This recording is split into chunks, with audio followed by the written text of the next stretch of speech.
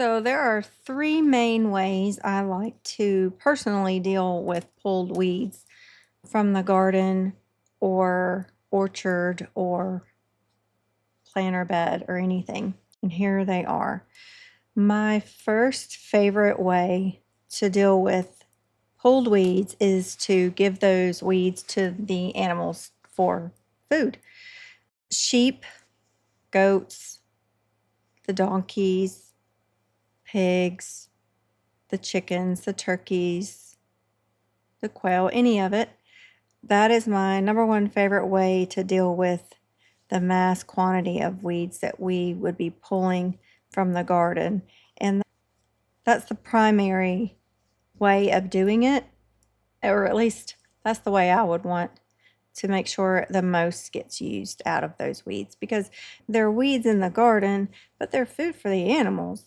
So, sometimes it's not just convenient, but it's just not very appropriate to move, just say, the sheep or the goats onto one garden bed and let them eat what would be considered the weeds. Now, on the flip side of that, and honestly, someone could, and we have planted behind the animals, the sheep, goats, that sort of thing. The problem with that is they don't actually pull the weed, they just eat the grass down, or the weed grass that we would consider as weed. But if you're pulling weeds, I would definitely take those weeds and give them to the animals. They'll turn them into whatever it is you need, whether it be meat, eggs, just keeping your farm critters healthy and happy, and they're your friends. That would be my probably number one way to deal with, mass quantities of pulled weeds. The second thing I would do, and I have done, is just to pile them. Basically, either put them in a compost or create their own compost. And I say all this with the thought of thinking in our garden. And in our garden, we have a pretty substantial amount of space. And with space comes weeds, which are just things growing that you don't want growing there. And so we end up with a lot of weeds that, if you don't catch them when they're babies in little tiny thread stage, then, they grow or mature. And then the worst thing is that they actually seed and then they produce more weeds for you. And that's, been there, done that, still do it. um, but piling, all of the weeds, at least if there's a lot of weeds, which we do have, I would put them in a compost, or I would make a pile to create a new compost. So it would be like having piles of compost around the farm that would become compost.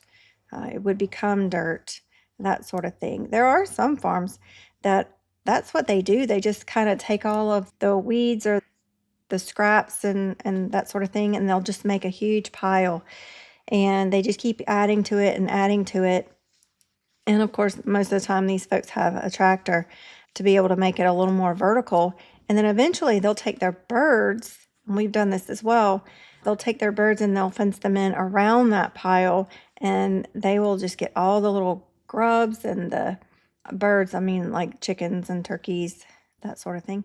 And they'll just get all the critters out of that compost pile. They'll eat the scraps out of it. They turn it into, fertilizer for the ground. And the whole while, the big pile of weeds is actually doing its job, which is to compost down. The worms are coming up from the ground. They're eating the, decomposing material, and they're turning that into worm castings, which is in the gardening world is like black gold, they call it, because it's so high in nutrients for your soil in your garden. And that's one benefit of having a pile of weeds. Uh, who would have thought a pile of weeds could be a benefit? But it can benefit your garden. It can benefit your soil. Just taking the again, taking all of the mass of weeds and just making a pile of them. I wouldn't spread it. I would stack it so that it produces not just, like a vertical pile, it also produces like a mass in itself.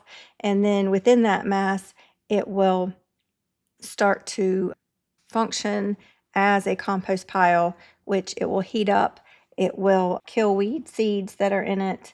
There's all kinds of information you can look up for weed seeds, and some people are really scared about using their own personal compost in their garden because they're afraid of weed seeds, but I haven't really had that issue. If you get down to the really good stuff in a compost pile, there's no reason you shouldn't be able to use it. I mean, the wind's going to blow in weed seeds anyway, so I wouldn't let it bother me. But going back to the big pile and the compost, you could treat it all kinds of ways, but one way would be just letting it compost on its own and nothing else. You can leave it open, you can leave it covered with a tarp or something and some bricks or blocks or whatever. Or like some folks do is they'll build a pile for a while and then they will move their birds around it and that becomes part of their feed. And, you know, you're helping the bird and the bird will end up helping you as far as your soil. Now, the third way I think of as far as dealing with weeds isn't necessarily from the perspective of if I was in a garden bed, but this is very similar if I was going to start a garden bed or an orchard or any of that kind of thing. Sometimes the weeds have gotten so bad, especially if they're like those grass ones that they have rhizomes and they spread underneath the ground and they're just like this. If you ever watch VeggieTales, it's like the rumor weed. It just goes underneath the ground, and if you pull the grass itself, it becomes like this thread that you just keep pulling up more and more dirt along the ground. And before you know it, you're so far away from where you started and it's all connected. It's crazy. But I would say if I was starting a new garden bed and it had pretty obnoxious, you know, sod, grass, that sort of thing, I would take, and I have, especially around like fruit trees, when you don't necessarily want to weed eat around them and chip the bark on the tree. What we have done is just taken a spade, so not a flat shovel, the pointed shovel, and cut little squares around whatever it just say it's the orchard and we're planting our fruit trees. And then we'll take that sod and cut it into like squares or rectangles and we'll just totally flip it. And so the grass is now on the bottom and then the dirt is on the top. And that way it gives it a little bit more time to, regrow any kind of grass on that soil part. And I wouldn't break it up. I have broken it up, but that seems to make the grass grow a little bit better. And in that example, I wouldn't want to do it. So that would be more for if you needed to pull weeds around, just say an orchard tree or some sort of, blackberry bushes or that sort of thing where you're starting and you don't want to take a weed eater or a machine and inadvertently kind of hit it, tearing up the bark of the tree, or with some things that are a bit tender for a while, which would be to say it was like a new blackberry plant, which when you plant those, they're just all it is a little stick. And it's amazing that that thing will grow, but they do. And if you don't let it get established, it has a not so great odds of growing. But once they start and get established, they're pretty good. And then they grow like weeds, and you'll be fighting all the blackberry canes that are sprouting everywhere, which is, that's a better problem to me. So that would be the three ways that I like to deal with pulled weeds in the garden. or in the orchard, and that is to, number one, give them to the animals and let them eat all the grass as their food. And then number two would be make a pile of the pulled weeds and let that either become its own compost or add it to a compost. And then if it's its own pile and at some time you have animals that you can let go in there and forage for food, like your chickens, that would be good for them later. Or the third way, again, is to flip the sod, cut little squares or rectangles and flip it over. Don't chop it up into pieces, but make like a little square of sod, like you see people putting down sod in yards. Just kind of do that around your trees or wherever you're starting, your orchard or your berry beds.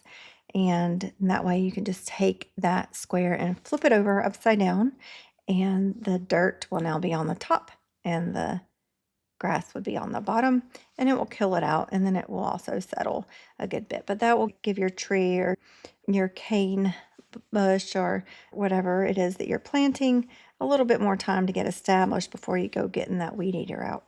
So that is my 3 favorite ways of dealing with pulled weeds, and I will see you next time.